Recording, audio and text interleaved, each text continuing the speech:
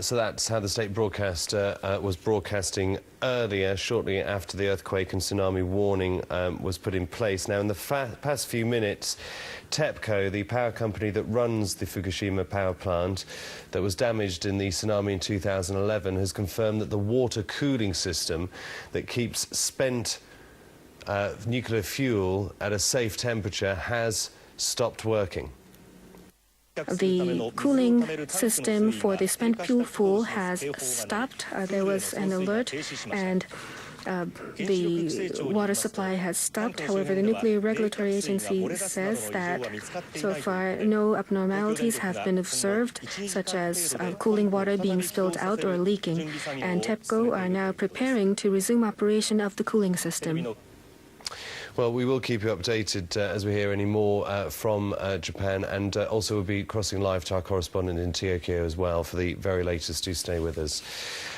Here, heavy rain has caused flooding and travel disruption in parts of Britain tonight in the wake of Storm Angus. 77 flood warnings are in place across parts of Wales, the southwest of England, the Midlands and parts of northern and eastern England. Rail services across England and Wales have been affected. The Environment Agency said things are likely to get worse overnight and in tomorrow, as our correspondent John Kay now reports. What is it they say about rainy days and Mondays? This is what they woke up to in South Bristol this morning. 15 cars submerged in just one street, and elderly residents trapped inside their properties. They're all in their homes, just staying in because they're worried, obviously, this rise in water. We've not had this for a long time down here, so I think it's all the rubbish in the stream, to be honest with you. Any children?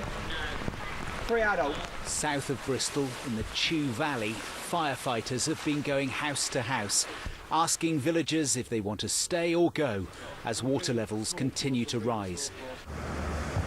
If the roads have been bad, the railways have been even worse. The Great Western Line between London and South Wales among those suffering long delays and diversions. There's been a landslide on the railway somewhere between Bristol Parkway and Swindon, so we have to go all the way round. A nightmare, hectic, really busy. In the Channel Islands, Storm Angus certainly left his mark, with winds reaching almost 90 miles an hour. Conditions in the Irish Sea mean a ferry has been unable to dock in Pembrokeshire. It's being forced to stay outside Fishguard overnight and will try to return again tomorrow. In South Wales, police are searching for a man who went missing in flooded Bridge End. Oh my goodness. Several properties here have been hit, with forecasters warning there could be much more to come. We're urging everybody to just think about what you can do, just to be ready. Think about checking your insurance, think about making a flood plan. Tonight, the heavy rain has spread from the southwest of England and Wales to northern England, where transport links are suffering. And in West Yorkshire, there are reports of flooding in the Calder Valley, which was so badly affected last winter. Let's return to our breaking news now, and that earthquake in Japan. Joining me now from the capital of Japan is our Tokyo correspondent, Rupert Wingfield-Hayes. It will be terrifying people that this is 2011 all over again, Rupert. Yeah, particularly because of where this earthquake struck this morning, and very similar, very close to where that huge earthquake struck back in 2011 off the northeast coast of Japan, which unleashed those huge tsunamis that caused so much devastation. It was a large earthquake this morning, not as large as 2011, but still big enough to scare people. We felt it very strongly here in Tokyo. It shook the buildings, it shook me awake. So it would have been much stronger, 150 miles to the north of here, near the epicenter. A tsunami warning was immediately issued, and the national broadcaster here, NHK, told people on the coast to leave their homes immediately. And I've just seen pictures on the television here, indeed, of people who've taken their cars and driven to higher ground, waiting for those tsunami warnings to clear. There has been a small wave, or a number of small waves have come ashore in the last hour or so. The biggest, we understand, around about a metre. It is still a tsunami wave, but it's nothing like back in 2011, actually smaller than was originally feared this morning. We're just looking at pictures now from one of the closed-circuit television cameras at the Fukushima nuclear plant that was damaged in 2011. We do understand that there are problems with the water cooling system there. It does seem to have stopped working. Again, there'll be a huge amount of concern about that, but hasn't there been a lot done to make sure that there's no accidents, that safety is absolutely paramount in the future?